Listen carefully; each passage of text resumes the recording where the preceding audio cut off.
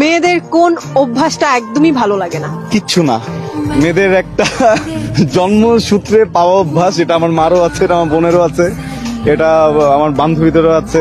জীবনে প্রেম করেছিলাম, আমার ওই প্রেমিকারও ছিল। যদি জিজ্ঞেস করা হয় হঠাৎ করে চুপ করে থাকে, হ্যাঁ চুপ করে থাকে, কোনো কথা বলে না। তখন গিয়ে যদি জিজ্ঞেস করি কি ব্যাপার, প্রবলেম, কিচ্ছু না। আর এই কিছু না বলার পরে যদি কোনো পুরুষ মেনে নেয় যে আসলেই কিছু হয়নি, আর পুরুষটা যদি চুপ থাকে, ওর জীবন শেষ। ওর জীবন শেষ।